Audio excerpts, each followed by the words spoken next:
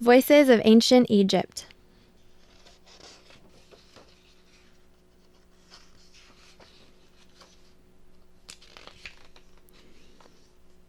The Scribe. I study day and night, learn law, literature, and mathematics, copy retold tales.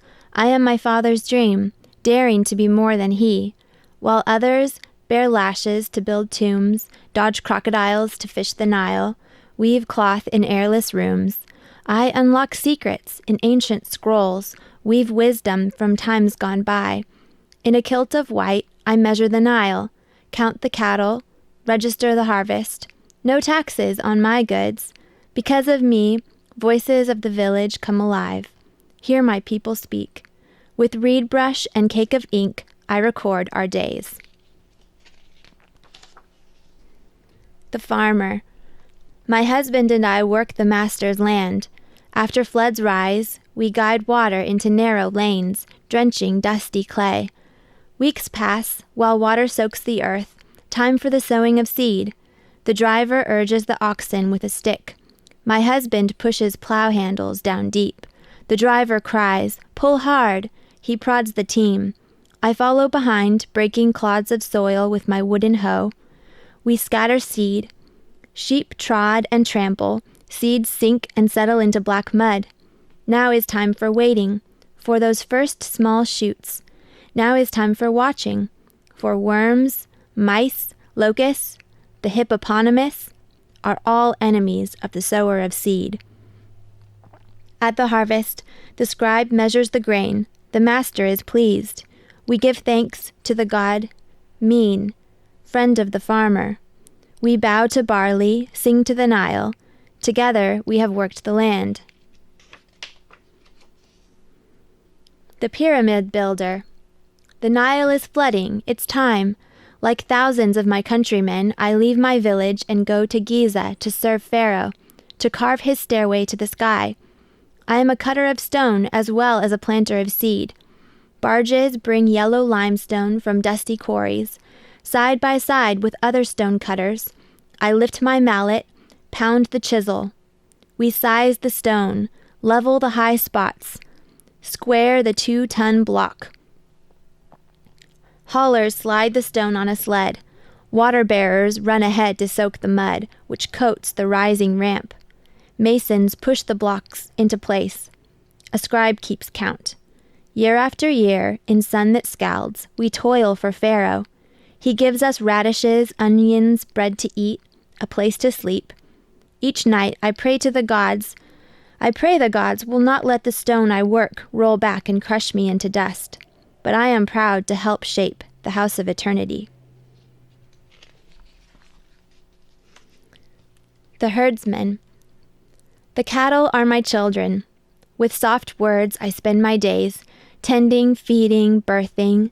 I fatten cows with rolls from boiled dough. In summer, we herdsmen travel north, where our cattle graze in grassy fields. We live in reed huts, roast ducks upon the fire, tell tall tales, and guard our herds. Heading home, we wade the river's branch, watchful for the crocodile. I carry the smallest calf upon my back. Now cattle, fat and sleek, await counting by the scribe. I am the herdsman, the cows my kin. The Bird Nutter. Look up, look above. The cranes, the doves, the ducks are coming. I am the snarer of the birds. How fortunate I am to work in open air, in green fields and leafy marshes. Bright-winged waterbirds, pigeons, and quail swarm over Egypt. My nets and traps are ready. I trap geese, then fatten them with dough, just as the herdsman feeds his cattle. Plump and tasty, these birds could grace the Pharaoh's table, and sometimes do. I water the crane with his slim stilt neck, a pretty present for the master's daughter. My family and I do not go hungry, for the sky is loud with the beating of wings. I am the bird nutter. I wonder how it would feel to fly. The Washer of Clothes. I am a washer of clothes, brother to the crocodile. I spend my days in water. I soak the clothes, beat them with a wooden stave, then wrap them around a stick to wring out the wet. White linen soils quickly in our hot, dry land. I scrub goose grease, wine stains, the juice of berries. I deliver clean kilts, skirts, cloaks, and robes to my master's household. To be clean of body, dressed in spotless garb, is the mark of those I serve. The Nile is my workplace, I know no other. The weaver. Weaving is woman's work. Ancient tales tell that goddesses spun and wove the clothes of Osiris. I follow in their sandal prints, making linen smooth as silk. The flax is boiled, beaten with hammers, cleaned by hand. The spinner chooses fibers to form her thread, then twists and turns her spindles. I work the warp and woof with the shuttle on a horizontal loom. Though days are long and the room is close, my cloth shimmers in the sunlight. It is packed unfolded into boxes and carried off on poles to the royal house of silver. My own garments may be coarse, my husband just a peasant, but I create cloth fit for gods. The goldsmith. My gold comes from Nubia, where captives live in stone huts, and mine the vein. I know the secret ways of working gold, how to twist wires, cut strips, set stones. I make jewelry for the living and the dead. My circlets gleamed on the arm of the queen as she rode down the Nile, when she passed on to the land that loves silence. Those bracelets were tucked in her tomb. I am the goldsmith. My work glitters, almost as bright as our sun god Ra. Village heads turn when I walk by. The embalmer. Come at once, the servant begs. My master is dead. He is asking me, chief priest, to perform the sacred rites. Back at my workshop, I wash the body, while another priest murmurs incantations. My flint knife makes the first incision. I take the stomach, lungs, intestines, liver, and store them in canopic jars. I leave the heart, home of the spirit, but pull the brains out with a hook of bronze. We dry the body with crystals of natron. 40 days pass. We wind the head, the chest, the trunk, the limbs with yards of linen. On the 89th day, we place him in the cedar coffin. Secretly, I believe the chief priests are more important than Pharaoh. No spirit can rise skyward without our sacred touch. The dancer.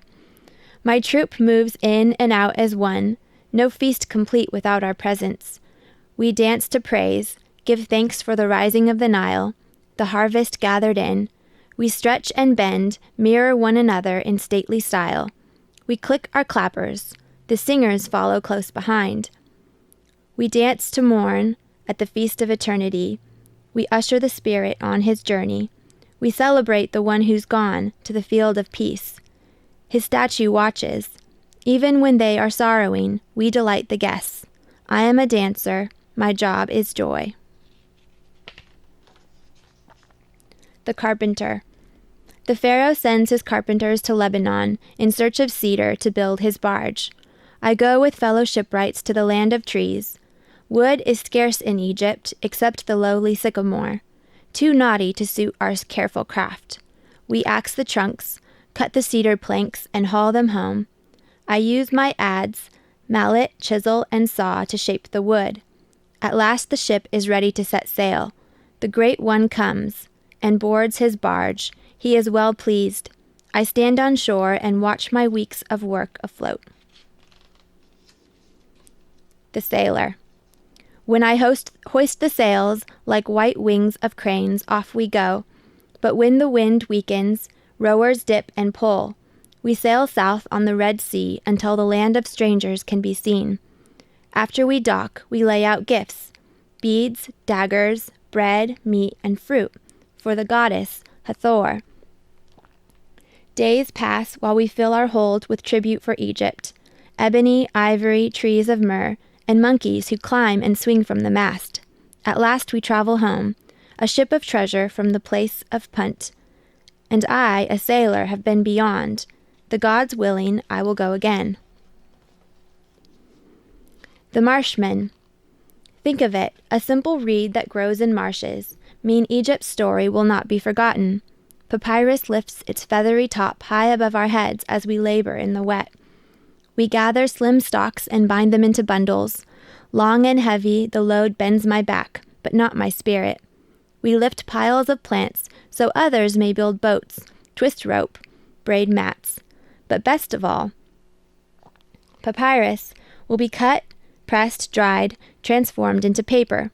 Then scribes, with watchful eyes and ears so quick to listen, will record our messages, our days, our dealings, for us to see, and folk who follow after.